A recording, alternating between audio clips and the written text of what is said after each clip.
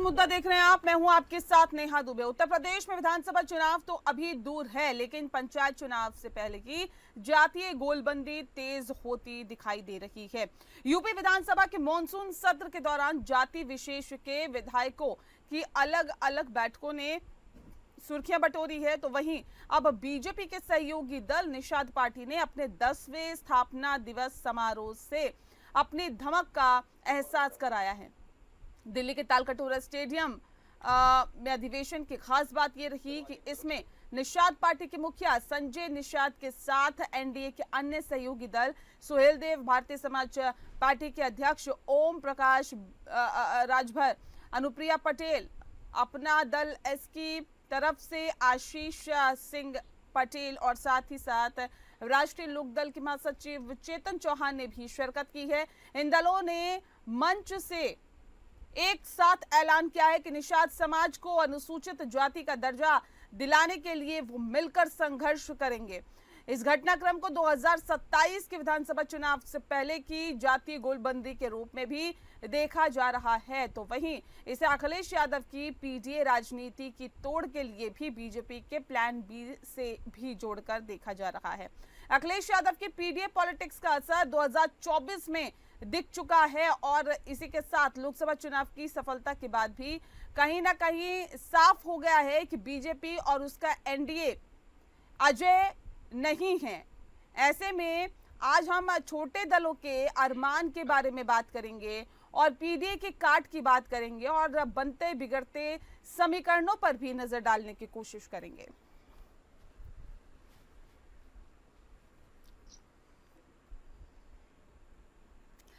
तो बता दें आपको कि छोटे दल करेंगे किसका बेड़ा पार, ये एक बड़ा सवाल है। दरअसल जातीय गोलबंदी का ट्रेलर दिखाई दिया। निषाद समाज के लिए उद्घोष पीडीए राजनीति का वाकई क्या तोड़ मिलेगा, एक बड़ा सवाल है, क्योंकि उत्तर प्रदेश में विधानसभा चुनाव तो अभी दूर हैं, लेकिन पंचायत चुनाव से पहले ही जातीय गोलबंदी तेज होती हुई नजर आ रही है।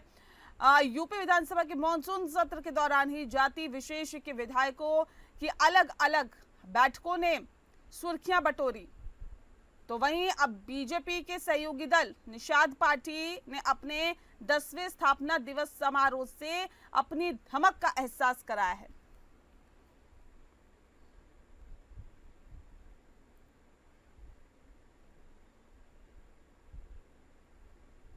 और इस विषय पे तफसील से चर्चा करेंगे। खास मेहमान हमारे साथ मौजूद है, उनसे आपका परिचय करा देते हैं। इस वक्त हमारे साथ राघवेंद्र सिंह जी हैं, जो कि प्रवक्ता है भारतीय जनता पार्टी की। स्वागत है आपका सर। हमारे साथ इस वक्त जुड़ गए मयंक शुक्ला जी, प्रवक्ता हैं समाजवादी पार्टी के। मयंक जी, आपका स्वागत है। और पीयूष मिश्रा जी हमारे साथ है, जो कि प्रवक्ता हैं सुभा सपा के। पीयूष जी, आपका भी बहुत बहुत स्वागत है। पीयूष जी, इस खास कार्यक्रम की शुरुआत आपके साथ ही करते हैं। सर, ये जो छोटे दल मिलकर एक बड़ा धमाल क्या वाकई करने वाले हैं? अगर हाँ, तो किसकी नैया पार लगा रहे हैं आप? देखिए, 20 तारीख को निषाद पार्टी का स्थापना दिवस था, जो तालकटोरा स्टेडियम दिल्ली में मनाया गया। मैं खुद उसमें स्वयं मौजूद था। तो एनडीए के जितने भी घटक दल हैं, चाहे हम हुए, चाहे अनुप्रिया पटेल जी की पार्टी, अपना दल एस के आशीष पटेल जी हुए, जो राष्ट्रीय उपाध्यक्ष हैं, और चाहे राष्ट्रीय महासचिव आरएलडी के चेतन चौहान जी, जो बिजनौर से सांसद हैं, वो हुए, तो कई सारे, चंदन चौहान जी, कई लोग, हम लोग, मतलब जो एनडीए के घटक दल है उत्तर प्रदेश में, जो हम लोग सहयोगी हैं भारतीय जनता पार्टी के उत्तर प्रदेश में, इन लोगों की मीटिंग हम लोग भी उसमें अतिथि के तौर पर इन्वाइट थे। स्थापना दिवस था आदरणीय संजय निषाद जी की पार्टी का, तो उसमें हम लोग सब लोग गए हुए थे। जहां तक आप बात कर रही हैं कि छोटे दल, ये छोटे दल नहीं है, ये इन्हीं दलों के गठबंधन में उत्तर प्रदेश की सरकार चल रही है। हम भाजपा के सहयोगी हैं और हम ही लोगों के सहयोग से उत्तर प्रदेश की सरकार, माननीय योगी जी का इतना अच्छा कार्यकाल चल रहा है। तो इसी सब के नाते हम लोग तालकटोरा के स्टेडियम में उस दिन मौजूद थे। और जहां तक आप बात कर रही हैं पिछड़ों की, शोषितों की, वंचितों की, जो कह रही है कि पिछड़े छोटे दल इकट्ठा हो रहे हैं, देखिए, ये समाजवादी पार्टी भी एक फॉर्मूला लेके आई। पीडीए, उनका पता नहीं कहाँ है कि डी फॉर क्या, डी फॉर क्या और ए फॉर क्या, परिवार डिम्पल जी, अखिलेश जी, क्या क्या उनका है पीडीए का फुल फॉर्म।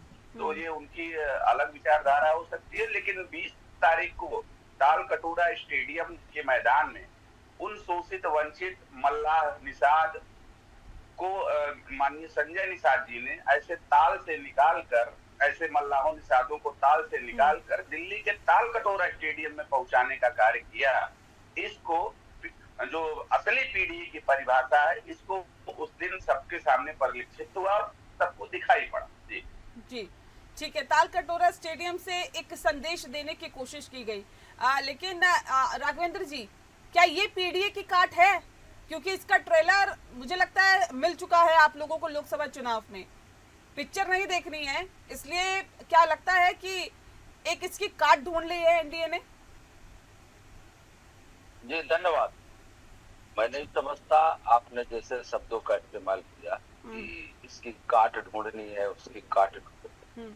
हम बड़े भाई की भूमिका में हैं, हमारे पीयूष जी की पार्टी छोटे भाई की भूमिका में, और हम बड़े भाई का फर्ज निभाते हैं, छोटे भाई हमारा साथ देते हैं, और सब हम लोग मिलकर उत्तर प्रदेश की विकास गाथा में सहयोगी बन रहे हैं।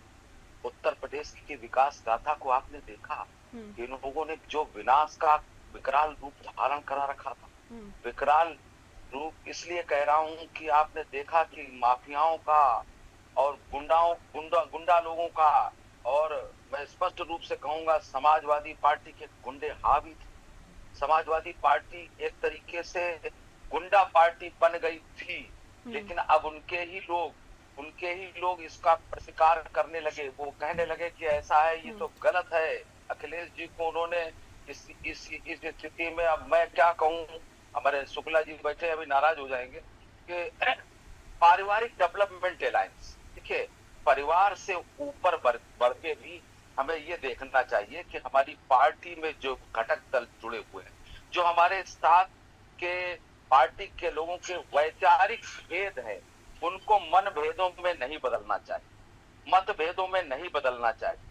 हम सब उत्तर प्रदेश की शौर्य गाथा लिखने के लिए आतुर थे, आतुर हैं और आतुर रहेंगे।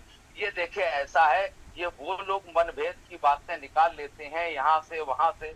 अभी आपने देखा होगा कि अखिलेश जी ने बीच में वहां पर टोका टाकी, और अखिलेश जी कहते कहते उनकी जबान पता नहीं उड़ जाती है, क्या होता है, वो कह गए प्रधानमंत्री जी। अरे भाई, प्रधानमंत्री तो पूरे भारतवर्ष का होता है। फिर उन्होंने यू टर्न लिया। अरे भाई, ऐसा आप बोलते ही क्यों हो? तो आपको यू टर्न लेने की जरूरत पड़ती है, आपने समय समय पर यू टर्न लिए हैं, इसी वजह से जनता ने मुद्दे पे आ जाइए राघवेंद्र जी। निषाद समाज को अनुसूचित जाति का दर्जा दिलाने के लिए पूरी कोशिशें हुई, संघर्ष हुई। उचित दर्जा मिला है, उचित दर्जे पर है, उचित दर्जा हम लोग दिलाने का प्रयास करते रहे। अनुसूचित जाति का सर, अनुसूचित जाति का मिलेगा या नहीं मिलेगा, उसके लिए कोशिशें हैं आप लोगों की या नहीं है? देखिए, अगर जब ये कोई मांग होती है तो वो मांग मनाने के लिए और मानने के लिए होती है। अब उस मांग में कितना तथ्य सही है, इस पर एक जांच होगी। जांच होने के बाद अगर इस तरीके का कुछ ऐसा निकल कर आता है तो हमने, आप ये देखिए ना, पिछड़ों को संवैधानिक दर्जा किसने दिया? लोग तो बैठे रहे। पिछड़ों को संवैधानिक दर्जा तो भारतीय जनता पार्टी की जब सरकार आई तभी मिला। जांच किस चीज की कराएंगे आप? बता दें, जांच किस चीज की कराएंगे? जांच देखिए ऐसा है, ये ऐसा होता है कि इसका एक पर्टिकुलर एक विभाग होता है, वहां पर ये जाता है कि अगर इस तरीके की मांग उचित है तो जरूर होगा, निश्चित रूप से होगा। ऐसा नहीं है, और हमने किया भी है। जैसे कि मैंने बताया कि ठीक है, उत्तर प्रदेश और भारतवर्ष करूँ एक बार फिर से, मैं उससे पहले पीयूष जी का कर लेती हूँ। मांग उचित है या नहीं है, इसकी भी जांच होगी। अब देख लीजिए पीयूष जी, आपकी सरकार, उसमें ये पहले जांच की जाएगी, उसमें पहले देखा जाएगा आप लोगों की मांग सही है गलत है। नहीं, मैं आपको एक चीज स्पष्ट कर दूं कि घर बैठ के या डिबेट पे कोई भी मांग पूरी नहीं की जा सकती, नहीं की जा सकती। उसके लिए संवैधानिक प्रक्रिया होता है। संवैधानिक प्रक्रिया के तहत आपकी, जैसे अभी जातीय जनगणना की बात पीडीए वाले लोग चिल्ला रहे थे, इतना किया किसने? यह केवल योगी जी और मोदी जी के नेतृत्व में संभव था। ऊपर से आदेश आया कि जातीय जनगणना होगी, सारे के सारे जितने हल्ला मकाल बजाने वाले थे ठंडे हो गए। हाँ, क्रेडिट लेने की बात और है कि कह सकते हैं कि हमने हल्ला किया, हमने ये किया, हमने वो किया। किसने भाई? अच्छा, दूसरी बात आई जो निषादों को एससी में शामिल करने की। मैं आपको एक बात और स्पष्ट कर दूं कि सोशल जस्टिस कमेटी, जिसे कहते हैं सामाजिक न्याय समिति की रिपोर्ट, जो 2001 में तत्कालीन मुख्यमंत्री आदरणीय राजनाथ सिंह के समय में बनाई गई थी, हम लोगों की जो मांग है, हमारी भी मांगे हैं, ऐसा नहीं कि निषाद पार्टी की है तो हमारी नहीं है, लेकिन उसको मैं थोड़ा सा आपको रिवाइज करवा दूं। जिसमें क्या था, 27% आरक्षण का वर्गीकरण, जिसको 7, 9 और 11 के अनुपात में बांटने का काम, मतलब 27% के आरक्षण को 7 पिछड़ा, 9 अत्यधिक पिछड़ा और 11 सर्वाधिक अत्यधिक पिछड़ा को बांट कर चुके। 13 अक्टूबर सन 2012 को इलाहाबाद हाईकोर्ट का एक रिपोर्ट आया था कि सबसे ज्यादा पिछड़ों में भी कुछ जातियां ऐसी हैं जिन्होंने फायदा लिया, जिसमें एक जाति यादव भी थी, जाट भी था। तो ऐसी कुछ जातियां 27% आरक्षण का ज्यादा फायदा ले रही। मेरे कहने का मतलब यह है कि उस पे भी भारतीय जनता पार्टी काम कर रही है। और अभी जो बात निषाद पार्टी की उठी है कि इनको एससी में शामिल किया जाए, ठीक है, मैं समझ गई। कमेटी बनाई जाती है। देखिए, ये ऐसे काट ढूंढेंगे क्या? उस रिपोर्ट के आधार पर पहले मांग भी की जाएगी, फिर जांच में बैठा दी जाएगी, फिर देखा भी जाएगा, फिर उसके बाद जब इतना ही देखना था तो फिर मांग क्यों नहीं होता है, घर हलवा नहीं होता है, इधर से उधर कर दिया गया, समय लगता है। लेकिन मैं आपको विश्वास दिलाता हूँ कि भारतीय जनता पार्टी के नेतृत्व में यह संभव है। एक दिन में नहीं होगा, लेकिन एक दिन यह जरूर होगा। ठीक है मयंक जी। मैंने बहुत धैर्य से सुना है, तो मैं निवेदन करूंगा कृपया बीच में ना बोलें ये लोग, क्योंकि मुझे पता है कि जब सबसे सामने आएंगे तो थोड़ी सी छटपटाहट होगी। इन्होंने कहा कि करा तो मोदी योगी नहीं, खैर वो करा केंद्र सरकार ने है, मगर करना का काम तो सरकार का ही है ना। मगर सच्चाई है कि जब इंडिया गठबंधन ने उचित मांग उठाई तो दबाव में आके सरकार को अपनी जो पिछड़ा विरोधी मानसिकता उसको छोड़कर अपना जातीय जनगणना का काम करना पड़ा। और अभी भाजपा प्रवक्ता जी कह रहे थे गुड्डों की सरकार ये वो, तो मुझे लगता है इतिहास के पन्ने उठा के देखे जाए तो पहले मुख्यमंत्री योगी आदित्यनाथ होंगे जिन्होंने अपने दंगा भड़काने के और किडनैपिंग के सारे केस खुद वापस लिए हैं। तो जब मुखिया ही गुंडागर्दी में लिप्त है तो गुंडों की सरकार कौन सी है जनता खुद समझ लेगी। समाजवादी पार्टी की सरकार में ही 10-90 और डायल 100 जैसी सुविधाएं आई थी जिससे अपराध में कटौती हो सके। भारतीय जनता पार्टी की तरह हम लोगों ने उससे ड्रामा करने की कोशिश नहीं करी। और यूटर्न मास्टर तो मोदी जी हैं, जैसे यूटर्न की बात कर रहे थे। ईडी राजनीति का तोड़ मिल गया कि मुद्दे पे भी ये ना सर, क्राइम क्या ग्राफ बढ़ा, कहां बढ़ा, किसने विषय नहीं विषय पे विषय आया है तो 2 मिनट में पूरा, मैं ज्यादा दिन विषय पूरा कर लूं अपना। और ये अपनी सरकार है इनकी, मैं ये कहता हूँ बड़ी अच्छी बात क्या है कि इनकी सरकार में शामिल हैं, एनडीए गठबंधन का हिस्सा है निषाद पार्टी और सुप्रसपा सारे लोग। तो ये नाटक क्यों कर रहे हैं कि हम ताल कटोरा रोड में धरना करेंगे, हम उसका मांग पत्र देंगे। अरे भाई आप लोग सब मंत्री हैं, मुझे लगता है शायद कैबिनेट में भी एक आध लोग होंगे, वैसे ज्यादा मौका तो गठबंधन के साथियों को भाजपा ने और योगी सरकार ने नहीं दिया है। कैबिनेट में होंगे तो कैबिनेट में बैठ के उस मामले को हल कराइए और उस पे राजनीतिकरण करने की वो बात। फिर से रुक कर लेते हैं पीयूष जी का। पीयूष जी, जिस बात का जिक्र ब्रेक पे जाने से पहले किया जाता है, जल्दी से उस पर जवाब दीजिए। नौटंकी कर रहे हैं क्या आप लोग? देखिए ऐसा है कि नहीं, मैं बताऊं आपको, स्पष्ट कर दूं। मैंने अभी आपको बताया कि 2001 में सोशल जस्टिस कमेटी की रिपोर्ट बनी थी। वो अभी भी सरकार, उसमें एक बार सपा की रही, बसपा की रही, 4 बार सपा की भी रही, बसपा की रही, सब आती जाती रही। चाहे मैं आपको स्पष्ट करूं, चाहे हुकुम सिंह की रिपोर्ट रही हो, चाहे राघवेंद्र सिंह की रिपोर्ट रही हो, देखिए उन सब का प्रोसेस एक तरीका होता है जिसको केवल और केवल एनडीए की भाजपा सरकार ही कर सकती है और वही करेगी भी। मैंने आपको बताया जैसे कि निषाद पार्टी के जो हमारे बड़े चाचा जी राष्ट्रीय अध्यक्ष जो है निषाद पार्टी के, संजय निषाद जी, उनका मांग है कि निषादों को एससी में कर दिया जाए। ऐसे हम लोगों की भी मांग है। पहले जातीय जनगणना की थी जिसको भारतीय जनता पार्टी ने मंजूरी दे दी, और हम लोगों की साथ में एक मांग और थी जो अभी मयंक जी को सुना ना आपने, ये कह रहे हैं कि इतना बड़ा ड्रामा क्रिएट करके ताल कटोरे स्टेडियम में ताल ठोककर ये सिर्फ एक नौटंकी की जा रही है। इस समस्या का समाधान तो कैबिनेट में हो सकता है, बैठक में हो सकता है, सरकार से वार्तालाप करके हो सकता है ना। आप नेताओं से बातचीत करिए, मुख्यमंत्री से बोलिए, इस समस्या का समाधान हो जाएगा। लेकिन ये इतना ड्रामा क्रिएट किया गया क्या? कैबिनेट में पास होगा, फिर ऊपर जाएगा, आरबीआई के पास जाएगा, फिर राष्ट्रपति की मोहर लग के कोई भी संविधान और कानून बनता है। इससे नहीं बन जाता है, इसके लिए एक प्रोसेस होता है। और मैं आपको फिर से स्पष्ट करता हूं कि यह केवल और केवल भारतीय जनता पार्टी, माननीय योगी जी और माननीय मोदी जी के नेतृत्व में संभव है। एक दिन में यह कार्य नहीं होगा, लेकिन एक दिन जरूर होगा, मैं आपको स्पष्ट करता हूँ जी। ठीक है मयंक जी, तो कह रहे हैं कोई नौटंकी नहीं है, हमने तो अपनी बातों को रखा है और रखना के जुर्म है क्या, गलत है क्या? मेरा तो सिर्फ इतना कहना है, जब सरकार का हिस्सा है, सरकार की बात कर रहे हैं, सरकार की कैबिनेट में शायद जिम्मेदारी है कहीं, तो मुझे लगता है कि जो ये किया गया, जो ये पूरा एक प्रपोज प्रोपोगंडे की तरह किया गया, ये मुझे लगता है कहीं ना कहीं जो पीडीए की जीत हुई है 2024 में, हम 37 सीटें लाए हैं, समाजवादी पार्टी अकेले, और इंडिया गठबंधन 42 सीटें लाया है।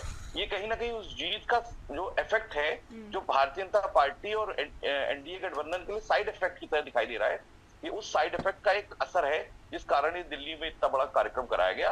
और मैं फिर बता देता हूँ, जो गठबंधन भारतीय जनता पार्टी के साथ रहे हैं इतिहास में, पीयूष जी एक मिनट, इतिहास में भारतीय जनता पार्टी ने जिस जिसके साथ गठबंधन किया है, आप इतिहास उठा के देख लीजिए, चाहे अकाली दल हो, चाहे वो कश्मीर, जम्मू एंड कश्मीर की पार्टी हो, या जो भी पार्टी है जिसके साथ गठबंधन किया, 10 गठबंधन है जिसमें जिस जिसके साथ गठबंधन किया, भविष्य में उस दल को समाप्त करने का काम भी भारतीय जनता पार्टी ने किया है। तो गठबंधन के मामले में भारतीय जनता पार्टी का इतिहास ये है कि जिसके साथ गठबंधन करते हैं उसका धीरे से अपने विलय कर लेते हैं। और राजनीतिक रूप से ये बात हमेशा सभी लोगों को पता होना चाहिए, भारतीय जनता पार्टी की जो नीतियां हैं वो लोकतांत्रिक नहीं है, विस्तारवादी हैं। वो दलों को अपने विस्तार के अंदर समा के उनका अस्तित्व खत्म करने का काम करते हैं। ठीक है ठीक है, पीयूष जी कुछ कहना चाह रहे हैं? पीयूष जी जल्दी से रखिए बात अपनी। नहीं, ये जो कह रहे हैं कि सब गठबंधन पार्टियों को खत्म करने का काम किया, अरे भाई आप कहाँ दूर जा रहे हैं, पंजाब और कश्मीर क्यों जा रहे हैं? आप उत्तर प्रदेश में देखिए ना, ओम प्रकाश राजभर जी को कैबिनेट में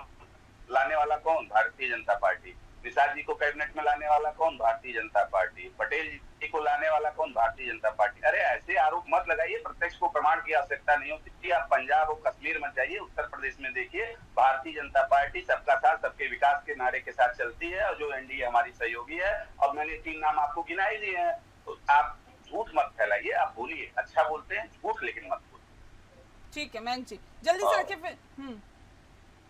मैं ये कहना चाहता हूं कि वर्तमान परिस्थितियों को देख के भविष्य का आकलन ना करें। वो चलिए, वक्त है, समय अपने आप हर परिस्थिति को सामने लाता है। मेरा सिर्फ इतना कहना है कि जो मांगे हैं उन्हें उचित मंच पे अगर हम उठाएंगे तो जल्दी निस्तारण होगा। अगर उसका राजनीतिकरण करेंगे, जैसे हमें जाति जनगणना चाहिए थी, तो हमने लोकतांत्रिक व्यवस्था के तहत सदन में पूरी ताकत के साथ उठाया और सरकार को उस मामले पे झुकना पड़ा, क्योंकि जाति जनगणना अगर कराने की नियत होती तो 6-8 साल से चल रहा था मुद्दा, मगर जब उससे लोकतांत्रिक तरीके से उठाया गया तो उसमें सरकार को कहीं ना कहीं उसमें मजबूर होना पड़ा उस काम के लिए। तो उसे सही तरीके से उचित मंच पे उठाया। समझ गए राघवेंद्र जी, क्या ये एक ऊपर से दबाव है क्या, ये माहौल क्रिएट करने के लिए, पीडीए का काट ढूंढने के लिए, क्या पीडीए का एक तोड़ ढूंढने के लिए एक पूरा एक माहौल क्रिएट करवाया जा रहा है क्या, ताकि इसका पूरा जो इफेक्ट है, प्रभाव है, वो आने वाले पंचायत चुनाव या विधानसभा चुनाव पर भी पड़े? क्योंकि लोकसभा चुनाव को दोहराना तो नहीं चाहेगी भारतीय जनता पार्टी, ये तो तय है। और ऐसे में अगर पीडीए साथ नहीं हुआ, पिछड़ा दलित अल्पसंख्यक जिसका जिक्र अभी मयंक जी भी कर रहे थे और समाजवादी पार्टी की तरफ से लगातार किया जाता है, इनके साथ के बिना कैसे आगे बढ़िएगा? माहौल क्रिएट करवाना भी जरूरी है।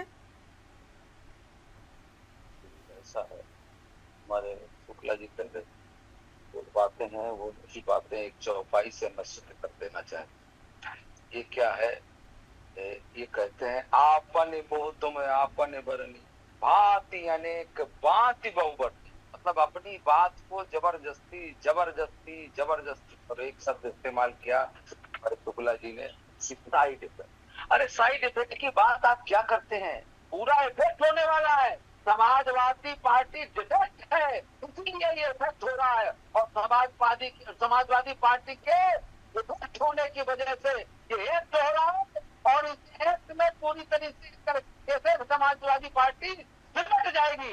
समाजवादी पार्टी का ध्येय लोगों को तोड़ना, प्रदेश में भय वातावरण फैलाना, की विचारधारा है।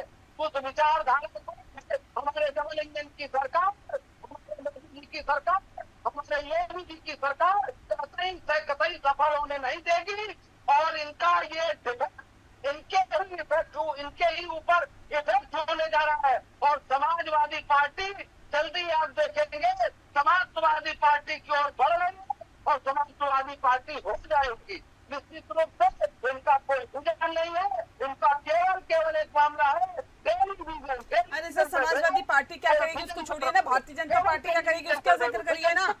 मौजूदा सरकार अभी आपकी है, आप क्या कर रहे हैं और आप क्या करेंगे उसका जिक्र करिए। मैं एक बार आ रही हूँ, आपका रुख करूंगी फिर से। मैं जीजा क्या कहना चाह रहे हैं आप, रखिए अपनी बात। मैं ये कह रहा हूँ कि 2024 का साइड इफेक्ट ही है कि राघवेंद्र जी इतना गुस्से में आ जा रहे हैं, क्योंकि अगर 37 सीटें समाजवादी पार्टी और इंडिया गठबंधन 42 सीटें नहीं जीतता तो शायद केंद्र में मोदी जी की पूर्ण बहुमत की सरकार है। आज तो दो बैसाखियां लेके चलना पड़ रहा है उन लोगों को नहीं। संविधान को जेल में रुक जाइए, ध्यान रखिए, रखिए, वो संविधान जमाना पीडीए का है, समाजवादी पार्टी का है, अखिलेश यादव जी का है। आप मत चीखिए, आपके चीखने से सच नहीं बदलेगा। पिछड़ा, दलित, अल्पसंख्यक, आदि आबादी, पीड़ित अगड़े और सारे लोग मिलकर अब समाजवादी पार्टी की सरकार को बनाएंगे। 2027 में समाजवादी पार्टी की सरकार बनेगी और जो ये प्रोपेगेंडा कर रहे हैं आने वाला वक्त बताएगा। और पिछड़ा, दलित, अल्पसंख्यक किस ओर जाता है इसके लिए थोड़ा सा इंतजार करना होगा। बहुत शुक्रिया आप सभी मेहमानों का हमारे साथ इस खास चर्चा में शामिल होने के लिए। मुद्दा में फिलहाल इतना ही। नमस्कार।